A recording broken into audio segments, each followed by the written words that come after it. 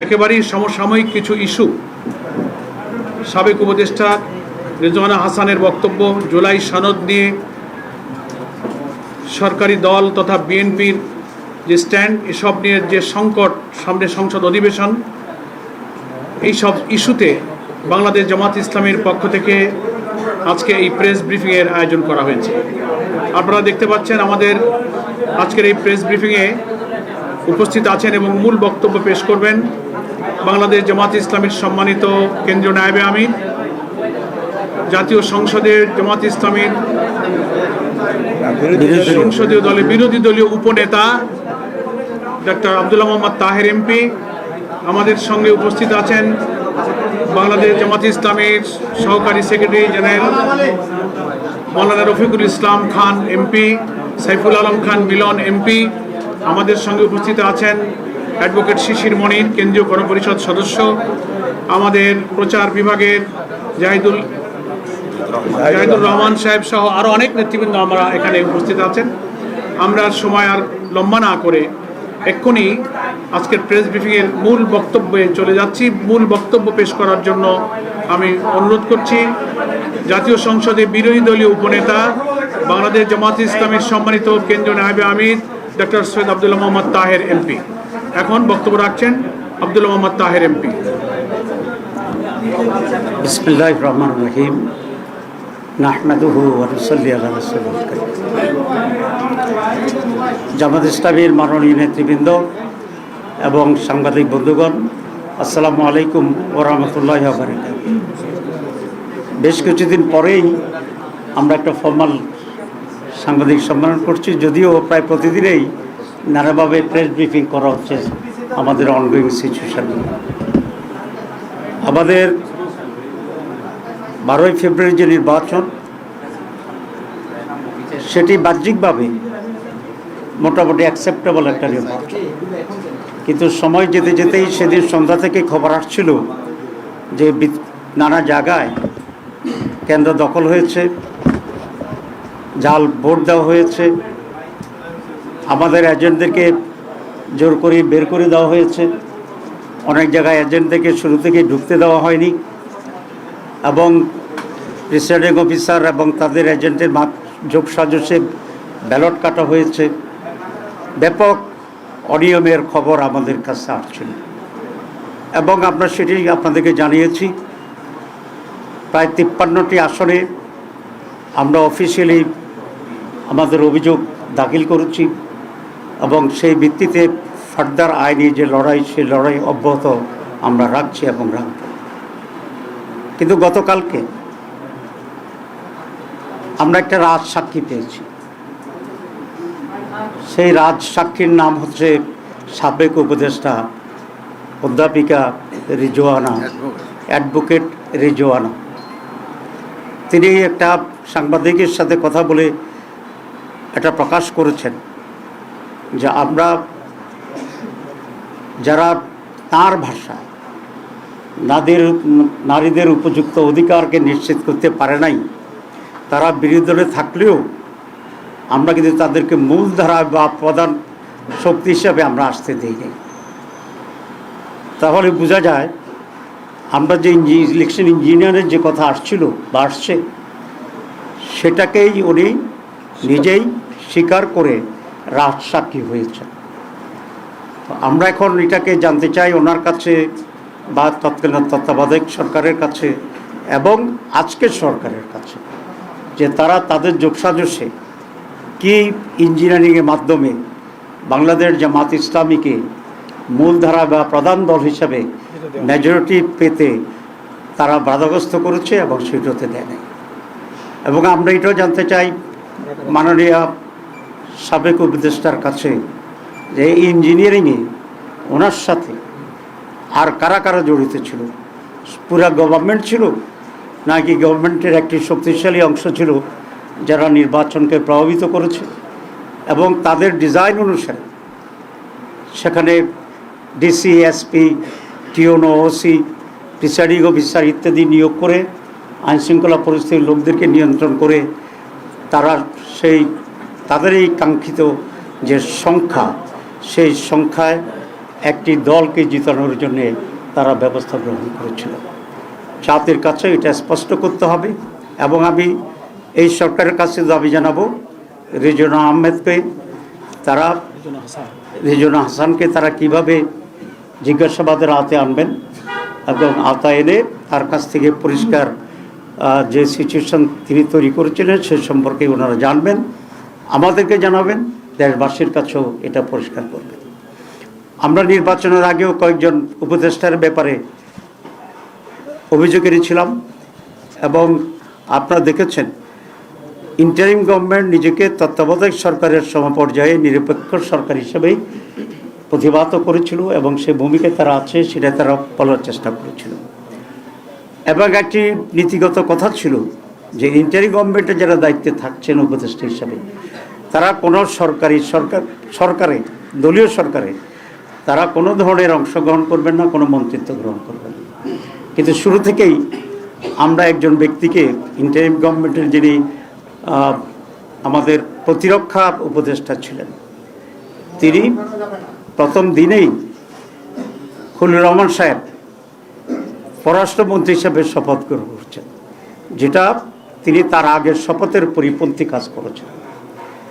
এখানে এটা স্পষ্ট যে খলিলুর রহমান ছিল লন্ডন কনস্পিরেসির প্রধান হোতা এবং সেখান থেকে তিনি সরকারকে মোটিভেট করে ষড়যন্ত্র করে বর্তমান যারা সরকারে আছেন তাদেরকে সুবিধা দেওয়ার জন্যই উনি অব্যাহতভাবে কাজ করেছিলেন এবং তার সেই কাজের পুরস্কার হিসাবেই উনি পররাষ্ট্রমন্ত্রীর এই রিওয়ার্ডটা উনি পেয়েছেন। এতে আমি বিস্মিত হয়েছি বিএনপির ব্যাপারেও, কারণ বিএনপিকে এতই তার লোকজনের সংকট আছে যে একজন বিতর্কিত ব্যক্তি যিনি ইন্টারিম গভর্নমেন্টে থাকার সময়ে বিএনপির নেতা সালাউদ্দিন সাহেবই তার বিরুদ্ধে বক্তব্য রেখেছিলেন এবং তাকে সরকারের থেকে বের করে দিতে বলেছিলেন। তো এই খারাপ লোকটা, যেটা বিএনপির দৃষ্টিতে তখন খারাপ ছিল, এবং সালাউদ্দিন সাহেবের বক্তব্যের পরে উনি বিএনপির সাথে নিশ্চয়ই গোপনে এমন এক কন্ট্যাক্টে গেছেন যে তারা বিএনপির স্বার্থ সংরক্ষণের জন্য উলঙ্গভাবে ভূমিকা নিয়েছেন, যে কারণে বিএনপির আস্থাভাজন হয়ে আবার তিনি বিএনপির মন্ত্রী হয়েছেন। কারণ নিশ্চয়ই বিএনপির সাথে ওনার এমন এক কমিটমেন্ট ছিল, বা ওনার সাথে বিএনপির এমন এক কমিটমেন্ট ছিল যে উনি ইন্টারিম গভর্নমেন্টের থেকে বিএনপিকে হেল্প করবে নির্বাচনে, আর বিএনপি সরকার গঠন করলে ওনাকে মন্ত্রী বানাবে।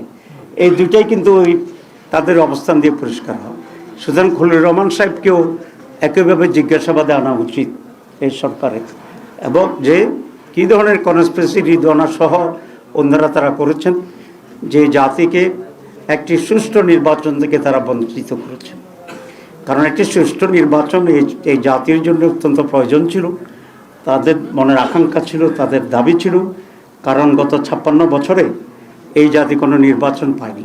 আমরা সকলেই চেষ্টা করেছিলাম যে একটা সুষ্ঠু নির্বাচন হবে এবং এই সুষ্ঠু নির্বাচনের মাধ্যমে যারা নির্বাচিত হয় তারা সরকার গঠন করবে।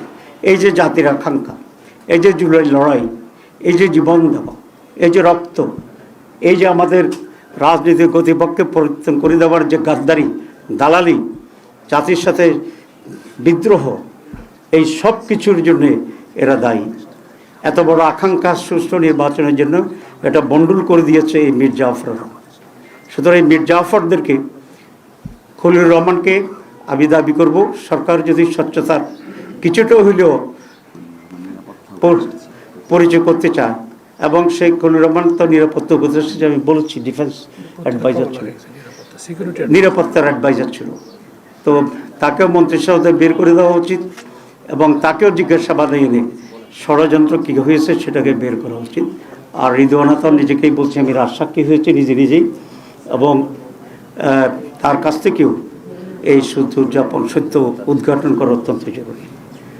দ্বিতীয় যেটি সেটা হচ্ছে, আপনারা জানেন যে নির্বাচনের দিন দুটা বিষয় নির্বাচিত হয়েছে, একটা জাতীয় সংসদ নির্বাচন আর আমাদের যে রিফর্মস, সেই রিফর্মসের উপরে একটা গণভোট হয়েছে। সেই গণভোটে বিপুল ভোটে জনগণ রিফর্মসের পক্ষে রায় দিয়েছে। এই সরকারের কাছে, আমাদের সকলের কাছে এটা কমিটমেন্টের একটি অংশ যে এখানে কনস্টিটিউয়েন্ট অ্যাসেম্বলি হবে, এমপি যারা হয়েছে তার সদস্য হবে এবং পার্লামেন্ট সদস্য হবে। এবার সংসদ সদস্যরা দুটি পজিশনেই নির্বাচিত হয়েছে এবং প্রথম অধিবেশন থেকে কনস্টিটিউয়েন্ট অ্যাসেম্বলির কাজ করে সংবিধান সংস্কার সভা যেটা অন্যান্য সময় কনস্টিটিউয়েন্ট অ্যাসেম্বলি হিসেবে কাজ করে, এইটা করে আগে আমাদের যে রিফর্মসের উপরে যে গণভোট হয়েছে সেটাকে অ্যাকসেপ্ট করা, সেটাকে সাংবিধানিক বৈধতা দেওয়া এবং তার ভিত্তিতে যে সমস্ত রিফর্মসগুলো অ্যাকসেপ্টেড হবে সে আলোকেই পরবর্তী পর্যায়ে রাষ্ট্র, সরকার এবং আমাদের অধিবেশন, পার্লামেন্ট সব কিছু সেভাবেই পরিচালিত হবে। কিন্তু আমরা দেখছি যে এই সংস্কার ইস্যুতে চ্যালেঞ্জ করে কোর্টে রিট করা হয়েছে। আসলে কোনো সরকারের ইঙ্গিত ছাড়া এই ধরনের রিট হওয়ার কোনো সম্ভাবনা অতীতে আমরা দেখছি ছিল না। সুতরাং এই সরকার নানাভাবেই সংস্কার যে কমিটমেন্ট সেখান থেকে সরে আসার জন্য নানা খুচরা খাসরা মানুষ দিয়া রিটের নামে এটাকে ডিলে করাচ্ছে এবং খুবই আনফর্চুনেট হচ্ছে এই যে আমরা আইনের শাসনের কথা বলছি এবং কোর্টকে আমরা স্বাধীন করার জন্য দীর্ঘদিন ধরে আমরা সংগ্রাম করছি এবং সেটাকে স্বাধীন করা হয়েছে। কিন্তু স্বাধীন হইলেও কতিপয় জাজেরা মানসিকভাবে নিজেরা স্বাধীন হইতে চায় না। সেই জন্য সরকারের ডিকটেশনে এখনও তারা জনগণের স্বার্থের বিরুদ্ধে রায় দিচ্ছে।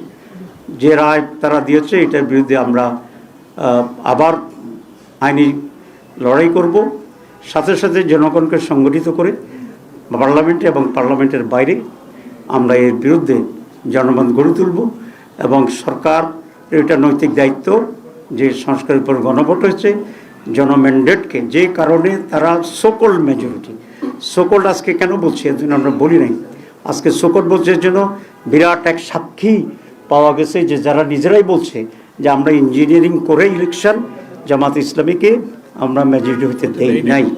তো সুতরাং এখন তো আর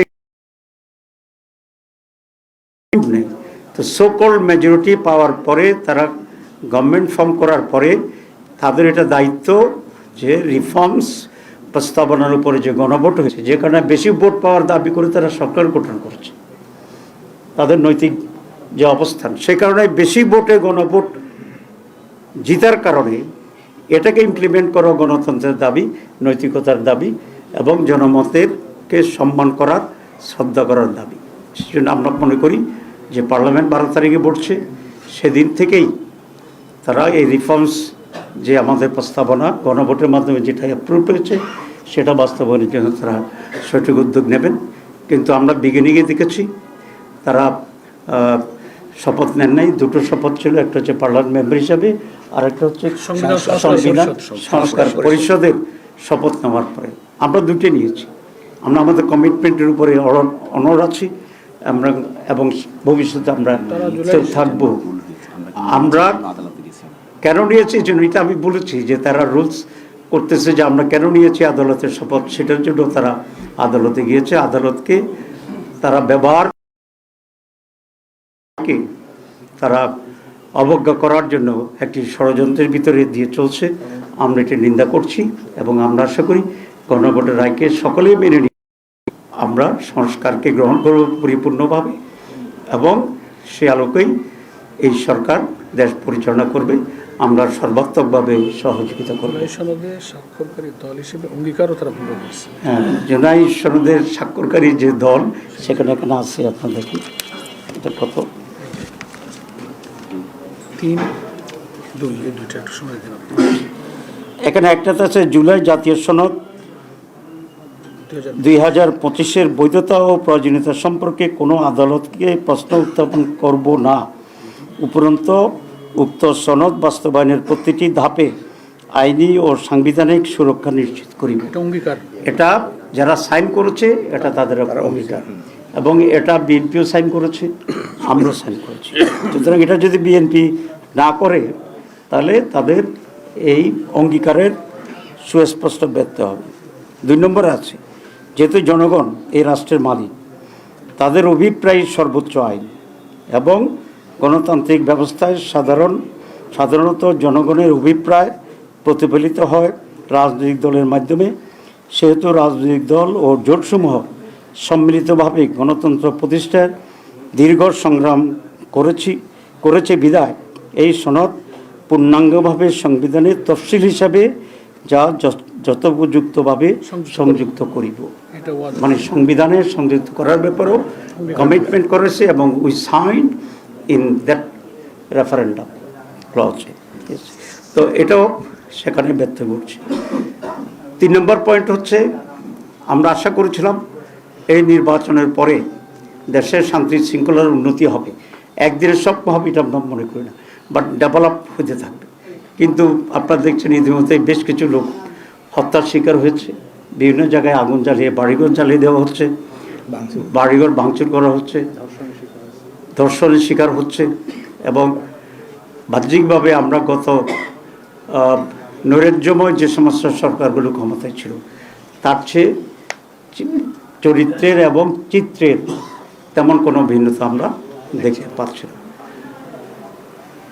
বিরোধী দলের লোকেরা যেখানে ভোট দিয়েছে, বেশি আমাদেরকে ভোট দিয়েছে, সে সমস্ত জায়গায় তারা হামলা করতেছে, হুমকি দিচ্ছে এবং জনজীবনকে নিরাপত্তাহীন করে তুলছে। এটা আপনাদের দৃষ্টিতে আসছে, আপনারা পত্রিকায় অবশ্য লেখালেখি করছেন। এটা যথাযথভাবে যাতে নিউজ মানুষ জানতে পারে, আপনারা সে ব্যাপারে আরও সোচ্চার হবেন, এই আহ্বান জানাচ্ছি। এরপরে যেটা আমরা দেখছি যে হঠাৎ করে সরকারিভাবে তারা নানা জায়গায় আগেকার সরকারগুলোর মতো যে নিজস্ব দলীয়করণ করার প্রসেস শুরু করে দিয়েছে। অনেক গুরুত্বপূর্ণ ব্যক্তিরা, আপনি কোনো স্পেসে করতে চান আপনারা জানেন, বিভিন্ন গুরুত্বপূর্ণ জায়গা থেকে তারা তাদের নিজস্ব লোক বসানোর জন্য গুরুত্বপূর্ণ ইম্পর্টেন্ট লোকদেরকে তারা সরিয়ে দিচ্ছে। বিশ্ববিদ্যালয়গুলোতে আইনশৃঙ্খলা পরিস্থিতি অবনতির চেষ্টা করতেছে। আগে যেরকম আগেকার বিএনপি সরকার বা আগেকার আওয়ামী লীগ সরকার যেমনিভাবে বিশ্ববিদ্যালয়কে অশান্ত রেখেছিল, অস্ত্রবাজি করেছিল, ঠিক সেরকম একটা পরিস্থিতি তৈরি করার জন্য চেষ্টা করছে। যদিও সেটা সহজ হবে না, কারণ সাধারণ ছাত্রীদের রুচির ভিতরে পরিবর্তন হয়েছে। সাধারণ ছাত্রীরা ছাত্রছাত্রীরা অস্ত্রের পিছনে যোগ দিয়ে নিজের কেরিয়ার নষ্ট করবে, এটা সম্ভবত ছাত্র এটা চাইবে না। কারণ তারা ইতিমধ্যেই ডাকসু জাকসু সব জায়গায় নির্বাচিত প্রতিনিধির মাধ্যমে ইউনিভার্সিটিগুলোতে লেখাপড়ার একটা সুষ্ঠু পরিবেশ পেয়েছে, একটু খাবার দাবারের উন্নত পরিবেশ পেয়েছে। হোস্টেলগুলোতে কি গ্যাস কি একটা মারপিটের যে জায়গা হয়, টর্চার সেল, এটা বন্ধ হয়ে গিয়েছে, গণরূপ বন্ধ হয়ে গেছে। সুতরাং they got a different test, they got a different environment, and they got an environment for a study and career building, so they will not go back, I hope, যে আগের নৈরাজ্য অস্ত্রবাজি গণরূপের দিকে।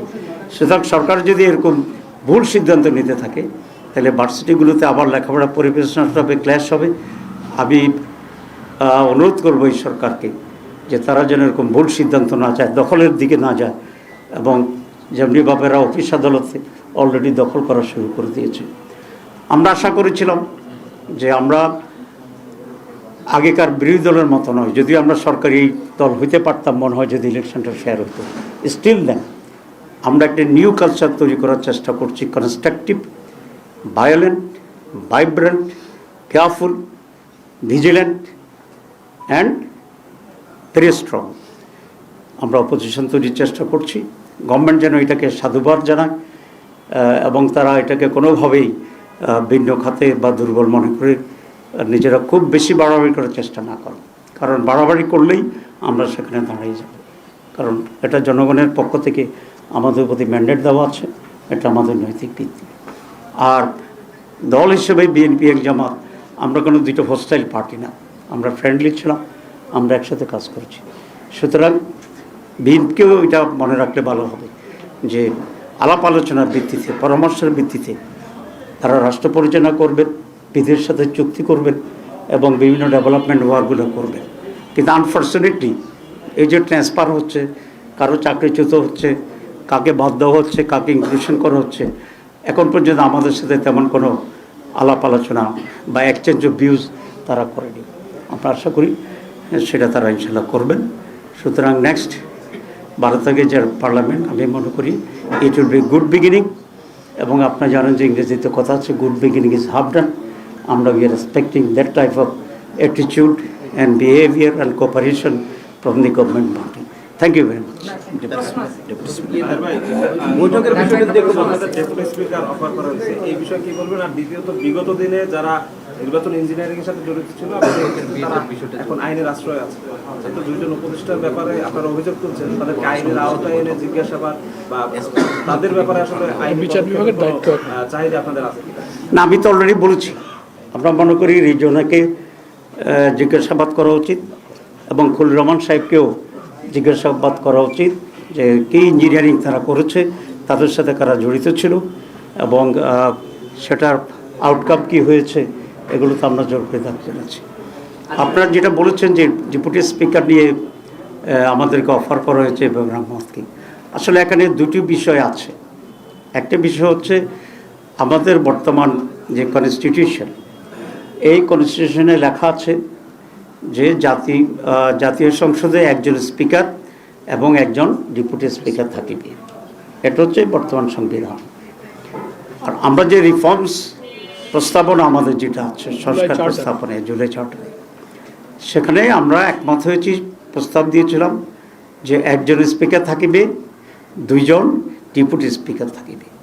সেই দুইজন ডেপুটি স্পিকারের মধ্যে একজন সরকারি দলের হবে, একজন বিরোধী দলের হবে। এই ব্যাখ্যাটা এখনও কনফিউজিং। যদি এমন হয় সরকার বর্তমান সংবিধানের আওতায় যে একজন স্পিকার হবে সরকারের কাছ থেকে, আর যে একজন ডেপুটি স্পিকার আছে এটা তারা বিরোধী দলকে অফার করবে, সেই ক্ষেত্রে বিষয়টা কী হয় আমরা বিবেচনা করে দেখব। তবে সেই জন্যে তাদের কাছ থেকে আমাদেরকে অফিসিয়ালি লিখিত প্রস্তাব পাওয়া জরুরি। আমরা যদি সেই লিখিত প্রস্তাব পাই ফ্রম দি গভর্নমেন্ট, তখন আমরা বসে আমরা আলোচনা করে আমাদের সিদ্ধান্ত জানাবো। This is one. সেকেন্ড হচ্ছে জুলাই সনদের আওতায় যে একজন স্পিকার, দুইজন ডেপুটি স্পিকার থাকবে।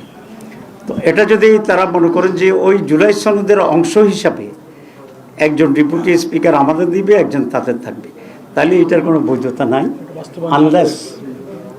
আনলেস যে রিফর্মসের গণভোটের যে রিফর্মসের টোটাল যেটা আছে এটার বাস্তবায়ন না হওয়া পর্যন্ত। তো সেটা টোটাল বাস্তবায়ন হইলে যদি দুইজন হয়, একজন আমাদেরকে অফার করে, তখন আমরা আইনি ভিত্তিটা পর্যালোচনা করে সেটা আমরা দেখব। সুতরাং এখানে দুটো অংশ আমি আবার রিপিট করছি টু বি ভেরি ক্লিয়ার। একটা হচ্ছে বর্তমান সংবিধানের আওতায় একজন স্পিকার থাকিবে, একজন ডেপুটি স্পিকার থাকিবে। সেক্ষেত্রে স্পিকার সরকারি দল নেবে এবং আমাদেরকে ডেপুটি স্পিকার অফার করবে। এখানে আইনের খুব বেশি ব্যর্থ নেই, তবে সেক্ষেত্রে আমরা মনে করি সরকার আমাদেরকে লিখিত প্রস্তাব দিলে আমরা বিষয়টা নিয়ে পর্যালোচনা করে আমাদের সিদ্ধান্ত জানাবো। আর যদি দ্বিতীয়টি হয় যে তারা দুইজন ডেপুটি স্পিকার, এর ভিতরে একজন আমাদের কিন্তু একজন আমাদেরকে দেবে না, এটার বৈধতার কোনো সুযোগ নেই। এ ধরনের প্রস্তাবের তো আমাদের গ্রহণ করার কোনো প্রশ্নই আসে না।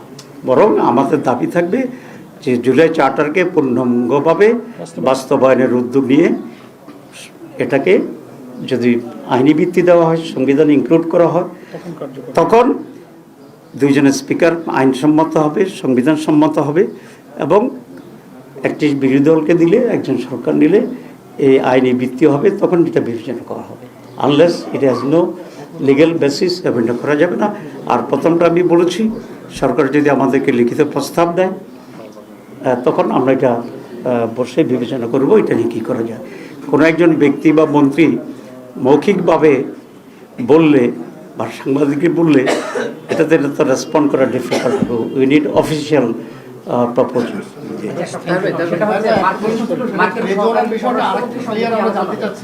আপনি বারবার সরকারের দিকে ঠেলে দিচ্ছেন, বল যে সরকার এটা নিয়ে তদন্ত করুন।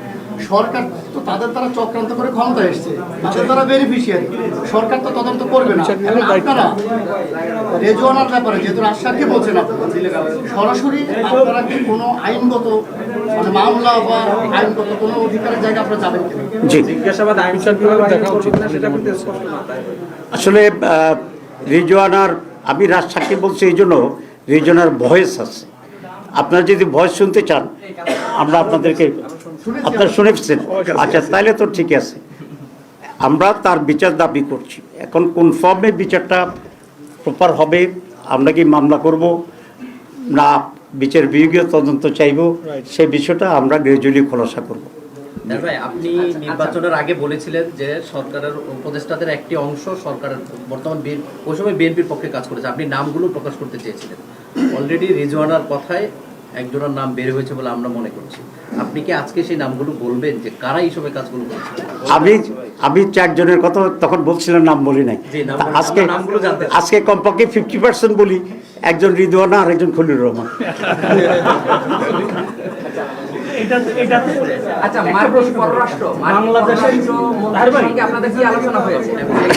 মার্কিন সহকারী পররাষ্ট্রের সাথে বৈঠকের বিষয়টা একটু জানতে চাই।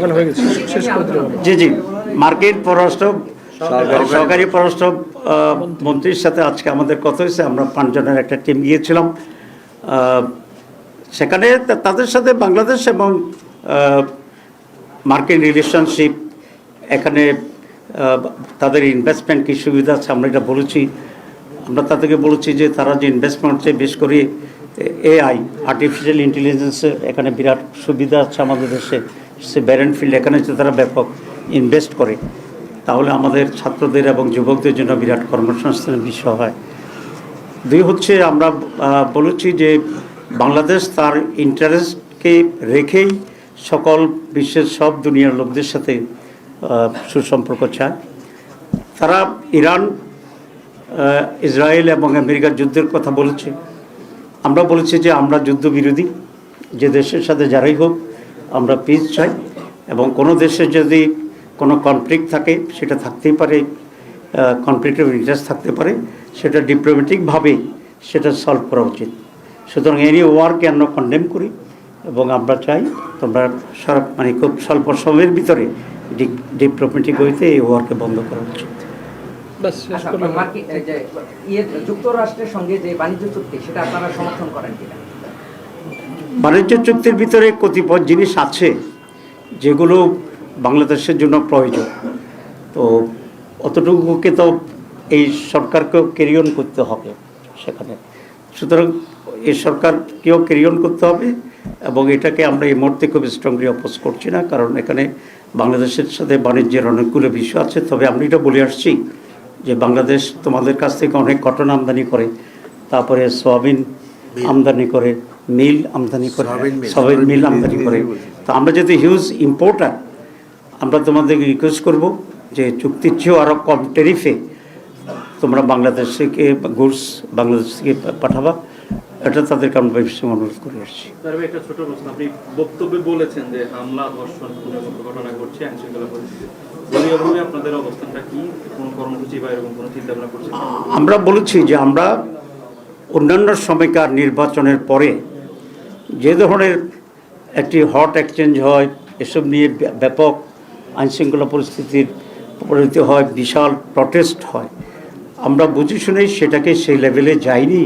কারণ আমরা চাচ্ছি একটু কালচারালি চেঞ্জ করার জন্য, যে আমাদের যা হয়েছে সেটার পরে আমরা কনস্ট্রাকটিভলি জানাচ্ছি, আমরা আইনের আশ্রয় নিয়েছি, আমরা খুবই নন ভায়োলেন্ট প্রটেস্ট আমরা করছি। কিন্তু এটা যদি সলিউশন না হয়, এটা বাড়তে থাকে, তখন তো আমাদেরকে আর একটু স্ট্রংলি রাস্তায় নামতে হবে, এবং পার্লামেন্টও আমরা সেক্ষেত্রে স্ট্রং ভূমিকা নেব। এত নিরাপত্তা পালন করছে যে কয়েকদিন পরে আপনাদেরকে যদি বিরোধী মানে গৃহপালিত বিরোধী দল যদি তকমা দিয়ে দেয়, তখন কি করবে? তখন আমরা সেটাকে ওভারকাম করার জন্য যে ভূমিকা নেওয়া দরকার সেটা করব। আমরা বুঝবো যে জনগণ, আমাদের দেশের জনগণ খুব ভাইব্রেন্ট এবং খুব পিসফুল অপোজিশনকে তারা সেভাবে নিচ্ছে না, নাম্বার 1। নাম্বার 2 হচ্ছে, আমি এটা ব্যাখ্যা করেছি, আমরা এত নীরব নই, আমরা অনেক প্রটেস্ট করেছি, অনেক মিছিল করেছি, যে যে জায়গায় হামলা হচ্ছে সেখানে লোকালি আমরা প্রতিবাদ করতেছি, আমরা মামলা করতেছি, সাংবাদিক সম্মেলন করতেছি। এখন যদি এটা মনে করা হয় যে একটা ঘটনা ঘটলেই ব্যাপক তুমুল হুলস্থুল করে ফেলার দরকার, এটাকে আমরা মনে করি we should allow some more time to the government, যারা তাদের লাইনে আসার জন্য। যদি না হয়, এটা তাদের কপাল। 2 নম্বর কথা আপনাদের মনে রাখতে হবে যে Jamaat Islami after all this rigging, এ সমস্ত রিগিংয়ের পরে ব্যালট পেপারে আমাদের ঢুকতে না দেওয়ার পরেও আমরা হিউজ ভোট পেয়েছি, যেটা সম্মিলিতভাবে অলমোস্ট মোর দেন 40%। আর বাংলাদেশে 3টি সরকার 40%-এর কম ভোট পেয়ে সরকার গঠন করছে, ঠিক আছে? সেটা আমরা যে ভোট পাইছি এটাকেও যদি ধরে নিই, তাতে সরকার গঠন করার মতো ভোট আমরা পেয়েছি। সুতরাং আমরা এগুলো মাথায় রেখে are preparing for the future, এবং আমরা জনগণের কনফিডেন্স অধিকতর পাওয়ার জন্য চেষ্টা করছি। সেটা হচ্ছে বর্তমান সংবিধান অনুযায়ী রাষ্ট্রপতি সংসদের প্রথম অধিবেশনে ভাষণ দেবে। জুলাই সনদ অনুযায়ী যেটা হওয়ার কথা না, বিএনপি অলরেডি স্টেটমেন্ট দিয়েছে তারা রাষ্ট্রপতির ভাষণ দেবে। এই ক্ষেত্রে আপনারা বলছেন যেহেতু জুলাই সনদ বাস্তবায়ন হবে, প্রথম দিনই এটা হবে, সেক্ষেত্রে আপনাদের অবস্থা বয়কট করবেন কিনা আপনারা? আমরা এই বিষয়ে আলাপ আলোচনা করছি, সময় মতো আপনারা জানতে পারবেন। Thank you very much.